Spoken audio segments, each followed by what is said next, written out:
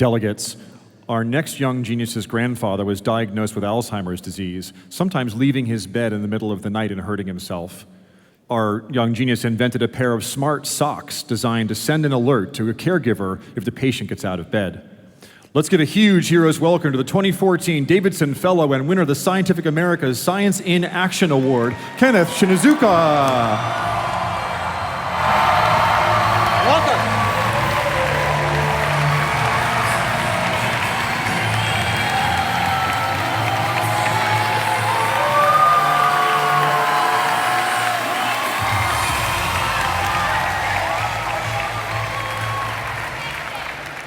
Well, good morning. How's everybody doing today? Awesome, awesome. Well, it is just so exciting to be here today to talk to you guys. You know why? Because you guys, you amazing, amazing young students, you're the leaders of the next generation. You should all be very proud of that. I'm also deeply, deeply humbled to be sharing the same stage as Academy Award winners, Nobel laureates, and many other amazing speakers here at the Congress.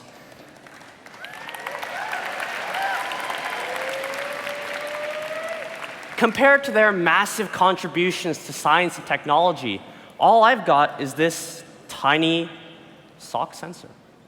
That's all I've got. And the recognition that I've received through the Congress and this amazing crowd, they're all beyond my wildest expectations for something that I created just to help my grandfather. My grandfather, you see, he loved to sing, and growing up with him, I learned the lyrics to his favorite melodies whenever we were chasing garbage trucks down the street and he was belting out a battle hymn, or whenever he snugly tucked me into bed at night with a soothing lullaby. My grandpa and I were never closer than the times that we sang together.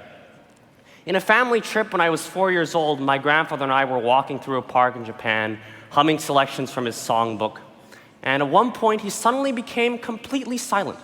And I could tell from the look on his face that he was lost. He was hopelessly stranded in a foreign land. I remember the 60 minutes that it took my mother to find me as the longest and scariest single hour that I ever experienced in my entire life. It turned out that the moment that my grandfather stopped singing marked the first sign that he had Alzheimer's disease. My family decided to care for him at home, and over the past 12 years, his condition got worse and worse, and his wandering out of bed at night caused him numerous accidents and also burdened my family with tremendous stress. My aunt, my mother, and I took turns looking after him day and night. However, when my parents and I moved to New York City in the summer of 2012, my aunt became his primary caregiver. As his wandering became much, much more frequent, my aunt had to stay awake all night just to keep an eye on him, and even then, often failed to catch him leaving the bed. I became very concerned about her well-being as well as my grandfather's safety. Later, I realized that the struggles faced by my family were just a snapshot of a much larger societal burden. There are over 5 million Alzheimer's and dementia patients in the United States alone, and about 44 million worldwide. It's estimated that at least 60% of them wander. Caring for them cost the United States $220 billion in the year 2013 alone. As the number of Alzheimer's patients is expected to triple by the year 2050, caring for them will become an overwhelming societal burden. This societal challenge, coupled with my family's struggles, motivated me to find a solution. During the fall of 2012, I returned back home to California to see my grandfather, and one night I was looking after him, and I saw him stepping out of the bed. And the moment his foot landed on the floor, I saw the solution to the problem.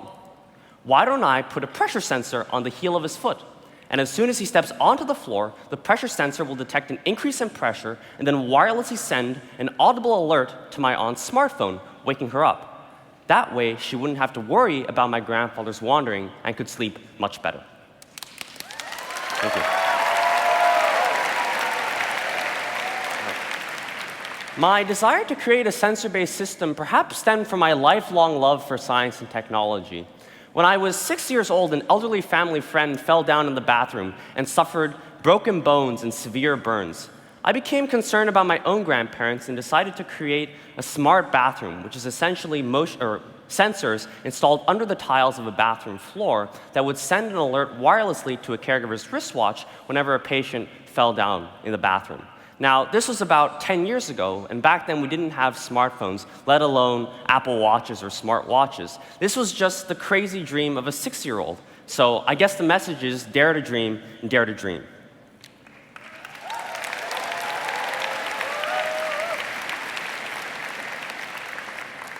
About a year later, I noticed that my grandfather was forgetting to take his medicine, and so I went to the local drugstore, bought a small medicine box that was divided into multiple compartments for different types of medicine, and I put LED lights on each of the compartments, and with the help of a circuit and a timer, I was able to create a smart medicine box that would essentially send out a buzzing alert to remind my grandfather to take the right medicine at the right time. Now, thank you.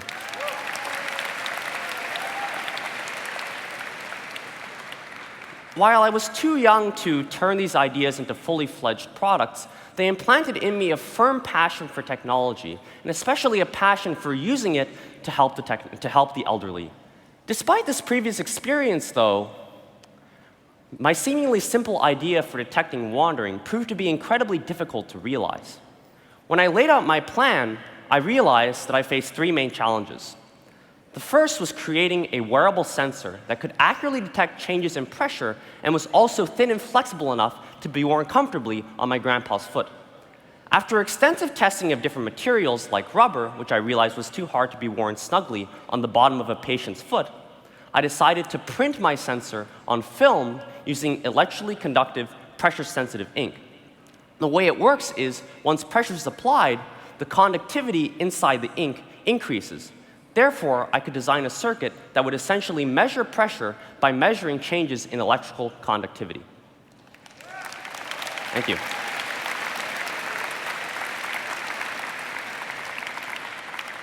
I formulated my own batches of pressure-sensitive ink and got my hands dirty mixing graphene with resin. And after testing the sensors that I fabricated against traditional reference sensors, which you can see are bulky and rigid, I was finally able to achieve a linear correlation between electrical conductivity and the amount of force applied. The second challenge that I faced was creating a wearable wireless circuit that could communicate with any caregiver's smartphone. However, as some of you may know, wireless signal transmission consumes lots of power and requires these heavy, bulky batteries.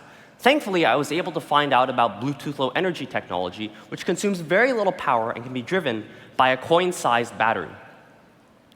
Now, Bluetooth Low Energy technology, or BLE, is a very, very new field, so there's not very much information out there available about it. I decided to buy all the commercially available BLE modules and formulated my own criteria to evaluate them. After testing them and picking out the best BLE module, I designed a printed circuit board about the size of this. This circuit was driven by a coin-sized battery that lasted for a year of nightly usage without recharging. The third challenge that I faced was coding a smartphone app that could essentially transform my own smartphone into a remote monitor. And for this, I had to expand upon my existing knowledge of Java and Xcode, and I also had to learn a lot about how to code for Bluetooth Low Energy technology. Now, I encountered many, many, many obstacles along the way.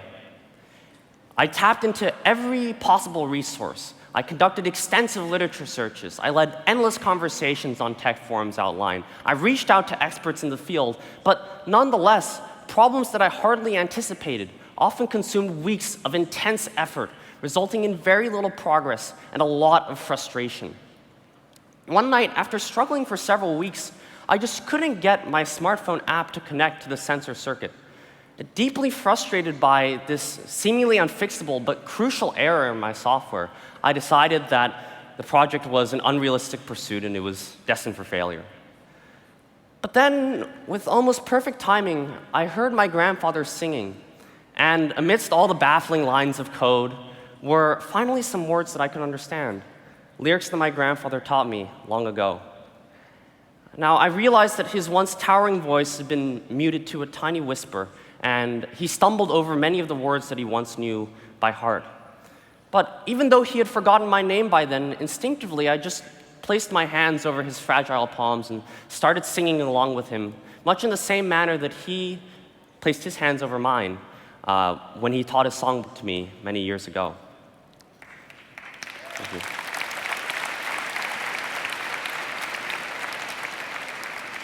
And in a moment of sudden recognition, his grip on my hands tightened, and I knew that he still remembered and recognized me. And what I knew that moment was that years of Alzheimer's may have eroded my grandfather's memory, but not the unconditional bond that we shared for each other.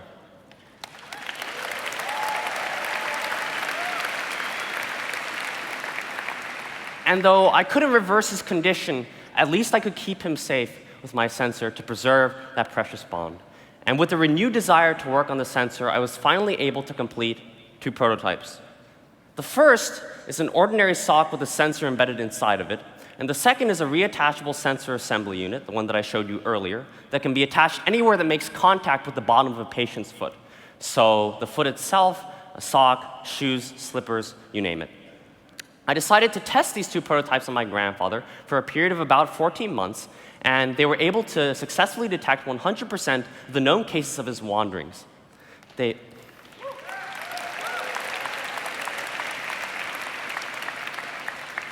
They've given a lot of peace of mind to my aunt, and they've also kept my grandfather safe. He hasn't encountered any accidents since then.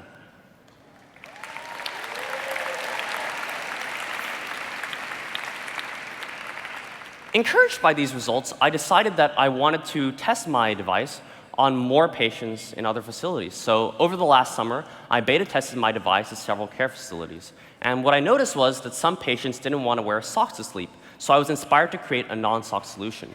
I also realized that I needed to extend the wireless signal transmission range for larger care facilities. And at the same time, I was starting to receive a lot of recognition for the device.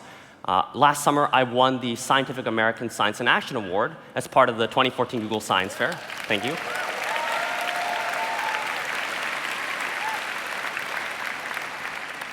And I was starting to receive inquiries from caregivers around the world that wanted to use my device. So I created my own startup to commercialize my SafeWander technology, and hopefully they'll be out in the market, distributed via my own website, safewander.com, in the fall of 2015, this year.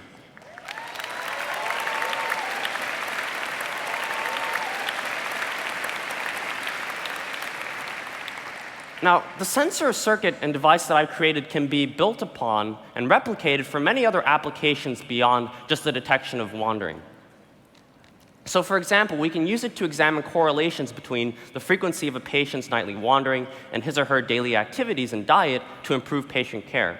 In addition, many studies have noticed that a person's walking characteristics often correlate strongly with his or her state of health. So we could use the pressure sensor that I created to monitor changes in walking characteristics and essentially act as a remote health monitor for elderly patients living at home so that they don't have to leave the comfort of their own home to consult a doctor.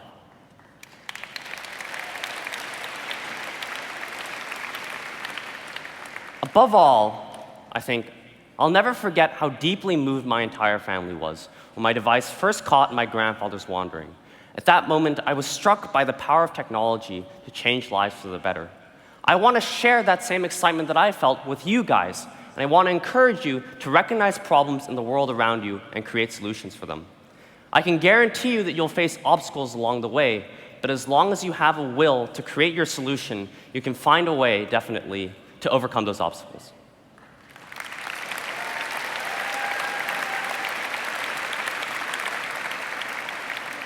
And you know, I've received a lot of recognition for my device beyond what I expected, definitely beyond what I expected.